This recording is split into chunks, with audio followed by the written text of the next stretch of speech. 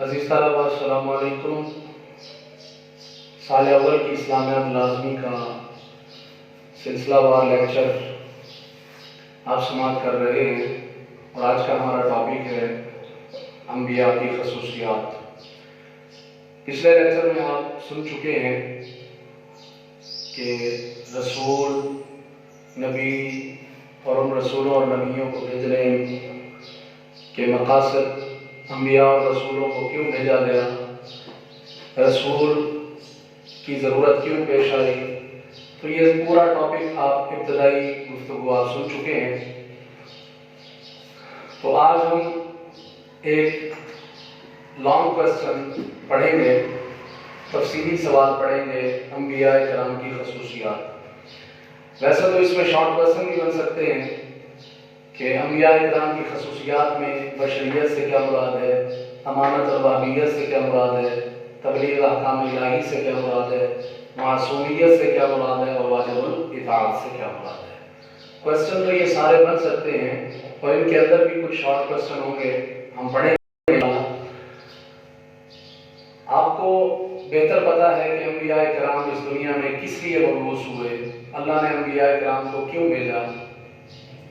آپ پچھلے ٹاپک میں پڑھ چکے ہیں کہ انسانوں کی رہبری کے لیے، انسانوں کی رہنمائی کے لیے، انسانوں کو گمراہی سے بچانے کے لیے اور اللہ کا رستہ دکھانے کے لیے اللہ نے اپنے کچھ مقبول اور برگزیدہ بندوں کا انتخاب کیا، جنہیں نبی اور رسول کہتے ہیں۔ تو سب سے پہلے ایک MCQ ہم پڑھ لیتے ہیں۔ اللہ نے انسانوں کی رہبری کے لیے ہمیشہ کسی ڈیش کو ہی پیغمبر بنا کر بھیجا، یعنی انسان کو ہی پیغمبر بنا کر بھیجا، فرشتے یا جن وغیرہ کو پیغمبر نہیں بنایا۔ اور اس کی کچھ وجوہات آپ پہلے بھی پڑھ چکے ہیں، اور آج بھی ہم پڑھیں گے کہ فرشتے کو یا کسی اور مخلوق کو اللہ نے نبی کیوں نہیں بنایا۔ تو آئیے سب سے پہلے ہم پہلی جو ہیڈنگ ہے وہ پڑھتے ہیں، بشریت۔ نبی جو ہوتے ہیں وہ بشر ہی ہوتے ہیں، وہ اللہ کے بندے ہوتے ہیں، فرشتے یا جن یا کوئی اور مخلوق نہیں ہوتی، وہ بندے ہی ہوتے ہیں۔ اس کی وجہ کیا ہے؟ وجہ یہی ہے کہ جو انسان اس دنیا میں بستے ہیں ان کی رہنمائی انسان ہی کر سکتے ہیں، انسانوں کے علاوہ اور کوئی مخلوق کیسے کرے گی؟ اگر جن نبی بن کر آ جائے یا فرشتہ نبی بن کر آ جائے تو وہ ان سے مانوس نہیں ہو پائے گا، وہ اپنی بات کرے گا، وہ سمجھیں گے نہیں، تو اس طرح مقصد جو ہے وہ پورا نہیں ہو پائے گا۔ تو بہرحال انبیاء کرام جتنے بھی ہوتے ہیں وہ بندے اور بشر ہی ہوتے ہیں۔ اور دوسری اس کی انسانیت کی جو ایک خصوصیت ہے وہ یہ ہے کہ اللہ تعالیٰ نے انسان کو جو درجہ سب مخلوقات سے افضل والا دیا ہے، اس کی ایک دلیل یہ ہے کہ اللہ نے اپنا نبی انسانوں میں سے ہی منتخب کیا ہے، یعنی کسی اور مخلوق سے منتخب نہیں کیا، جس کی ہم دلیل قرآن سے لیتے ہیں۔ آپ ٹیکسٹ بک کے اندر پہلی آیت ہے، وَمَا أَرْسَلْنَا مِن قَبْلِكَ إِلَّا رِجَالًا نُوحِي إِلَيْهِمْ۔ ترجمہ سنیے، وَمَا أَرْسَلْنَا مِن قَبْلِكَ، اور نہیں بھیجے ہم نے آپ سے پہلے، الا مگر، رجالا مرد، نوحی ہم وحی کرتے ہیں، الیہم ان کی طرف۔ کیا مطلب؟ ہم نے آپ سے پہلے نہیں بھیجے مگر مرد۔ کیا مطلب؟ نہیں، آپ سے پہلے ہم نے جتنے بھی رسول بھیجے وہ سب کے سب مرد تھے، یعنی انسان تھے، بشر تھے۔ نوحی الیہم، ہم ان کی طرف وحی کیا کرتے۔ اس آیت سے دو باتیں واضح ہوتی ہیں۔ ایک بات تو یہ ہے کہ اللہ نے اپنے پیارے نبی صلی اللہ علیہ وسلم سے پہلے جتنے بھی انبیاء کرام بھیجے وہ سارے کے سارے مرد تھے، انسان تھے، بشر تھے۔ ایک تو یہ دلیل مل گئی کہ نبی بشر ہوتا ہے۔ وہ بشر کیسا ہوتا ہے یہ الگ بات ہے، نبی بشر ہی ہوتا ہے۔ تو وہ بشر عام بشروں جیسا نہیں ہوتا، وہ انسان عام انسانوں جیسا نہیں ہوتا، بلکہ وہ انسان کامل ہوتا ہے اور بہت سی خصوصیات اور اوصاف کا حامل ہوتا ہے، کیونکہ انبیاء ایسے اوصاف اور صفات کے حامل ہوتے ہیں جو کسی اور انسان میں نہیں ہوتی، لہذا وہ انسان کامل ہوتا ہے، وہ بشر کامل ہوتا ہے۔ بہرحال ایک دلیل تو یہ ہمیں ملی کہ نبی بشر ہوتا ہے، اور دوسری دلیل کیا ہے؟ دوسری بات اس میں یہ ہے کہ اللہ فرما رہا ہے کہ اے پیارے نبی، ہم نے آپ سے پہلے جتنے بھی رسول بھیجے وہ سب کے سب مرد تھے۔ اس کا مطلب یہ ہوا کہ اللہ فرما رہا ہے کہ ہم نے آپ سے پہلے جتنے بھیجنے تھے بھیج لیے، اب آپ کے بعد اور کوئی نبی نہیں آئے گا، تو لہٰذا یہ آیت ختم نبوت پر بھی دلیل پیش کر رہی ہے۔ تو ابھی میں کہہ رہا تھا کہ اس دنیا کے اندر نبی فرشتے یا جن کو نہیں بنا کر بھیجا گیا۔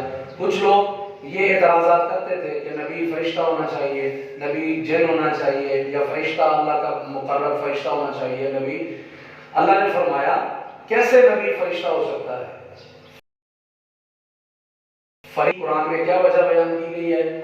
آئیے دوسری آیت ہم دیکھتے ہیں۔ قُلْ لَوْ كَانَ فِي الْأَرْضِ، اگر ہوتے زمین میں، اللہ اپنے نبی سے فرما رہا ہے کیا کہا؟ نبی قل، آپ فرما دیں، لو کان فی الارض، اگر ہوتے زمین میں ملائکۃ، فرشتے، اگر زمین میں فرشتے ہوتے، مطمئنین یمشون، پھرتے، مطمئنین بستے، یعنی اگر اس دنیا میں فرشتے ہوتے، یہ جو رہنے والی مخلوق ہے، اگر یہ انسان نہ ہوتے، فرشتے ہوتے، تو لنزلنا، تو ہم نازل کرتے علیہم، ان پر، یعنی ہم ان کے لیے بھیجتے، من السماء، آسمان سے، مالکن، فرشتہ، رسولہ، رسول بنا کر۔ اللہ فرماتا ہے اگر اس دنیا کے اندر اب تو انسان بستے ہیں، اگر دنیا میں فرشتے بستے پھرتے، اگر اس دنیا کے اندر باشندے فرشتے ہوتے، تو پھر ہم آسمان سے بھی فرشتہ نبی بنا کر بھیجتے۔ چونکہ اس دنیا میں، زمین میں فرشتے نہیں ہیں، زمین پر رہنے والی مخلوق جو ہے وہ انسان ہے، اس لیے ہم نے نبی بھی بشر اور انسان ہی بنا کر بھیجا۔ دوسری ہیڈنگ ہے امانت اور واقعیت۔ اس کے اندر دو چیزیں ہیں، ایک ہے امانت اور دوسرا لفظ ہے واقعیت۔ امانت کیا ہوتی ہے؟ آپ سمجھتے ہیں کہ امانت جو کسی نے آپ کو کچھ دیا ہے اس میں خیانت نہ کرنا، رد و بدل نہ کرنا، اس کے مطالبہ کرنے پر مقررہ وقت پر اس کو اسی حالت میں واپس لوٹا دینا، اس کو کہتے ہیں امانت۔ اور دیانتداری بھی ایک چیز ہے۔ تو امانت نبی کی ایک صفت ہے، نبی جو ہوتا ہے وہ بھی امین ہوتا ہے، خائن نہیں ہوتا، امین ہوتا ہے، دیانتدار ہوتا ہے۔ کیا مطلب؟ کہ جو اللہ کا پیغام فرشتہ لے کر نبی کے پاس آتا ہے تو وہ نبی من و عن، اسی طرح جس طرح اللہ کا پیغام آیا تھا اسی طرح آگے لوگوں تک پہنچا دیتا ہے۔ اسی طرح نبی جو ہوتا ہے وہ وحی ہوتا ہے۔ یہ جو نبوت ہے یہ اللہ کا عطیہ ہے، وحیت ہے، کسبیت نہیں ہے۔ یعنی کوئی اگر کہے کہ میں ساری زندگی عبادت کرتا رہوں، دن رات نفل پڑھوں، روزے رکھوں، اچھے اچھے عمل کروں تو میں نبی بن جاؤں گا، تو نبی جو ہے وہ کاوش سے، محنت سے نہیں بنتا، نبی اللہ کی عطا سے بنتا ہے۔ اور اسی بات کو اللہ نے قرآن مجید میں ارشاد فرمایا، ذالک فضل اللہ، یہ اللہ کا فضل ہے، یہ اللہ کا عطیہ ہے، یؤتیہ من یشاء، اللہ جسے چاہتا ہے اسے دے دیتا ہے۔ یعنی نبوت محنت کرنے، کاوش کرنے سے حاصل نہیں کی جا سکتی، نبوت اللہ کا عطا کردہ، اللہ کی عطا ہے، اللہ کی عطا کردہ نبوت ہے، تو اللہ جسے چاہتا ہے اسے دے دیتا ہے۔ یہاں پر ایک شارٹ کوسچن ہے، انبیاء کن بلند صفات کے مالک تھے؟ یعنی انبیاء کرام کی کچھ الگ سی کوئی خصوصیات، یا وہ خصوصیات جو عام لوگوں میں بھی ہوتی ہیں اور نبی میں بھی ہوتی ہیں، تو وہ کس درجے کی تھی ان کے اندر؟ جن لوگوں کو یہ نبوت کا منصب دیا جاتا ہے، جن لوگوں کو یہ رسالت، نبوت اور اللہ کا یہ پیغام والا جو منصب دیا جاتا ہے، وہ عام لوگ نہیں ہوتے، بلکہ وہ تمام پوری مخلوقات میں، پوری امت میں، نیکی میں، تقوی میں، ذہانت میں، امانت اور دیانت میں اور عزم و ہمت میں سب سے زیادہ بلند صفات کے مالک ہوتے ہیں۔ یعنی انبیاء کرام کی بلند صفات یہ ہوتی ہیں کہ وہ نیکی، تقوی، ذہانت، امانت و دیانت اور عزم و ہمت میں سب سے زیادہ ہوتے ہیں۔ اگلی آیت ہم دیکھتے ہیں تبلیغ احکام نبی۔ نبی جو ہوتا ہے وہ اپنی بات نہیں کرتا، نبی اپنی بات نہیں کرتا، نبی اللہ کی بات کرتا ہے، احکام الہی کی تبلیغ کرتا ہے۔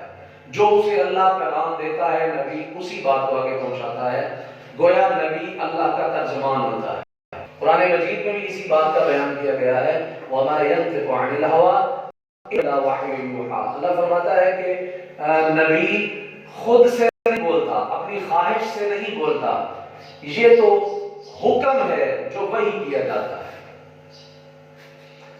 تو اس آیت سے یہ پتہ چلا کہ نبی وہی تبلیغ کرتا ہے جو اللہ کے احکام ہوتے ہیں۔ اگلی آیت ہے معصومیت۔ معصومیت کا کیا مطلب ہے؟ معصومیت کہتے ہیں گناہوں سے پاک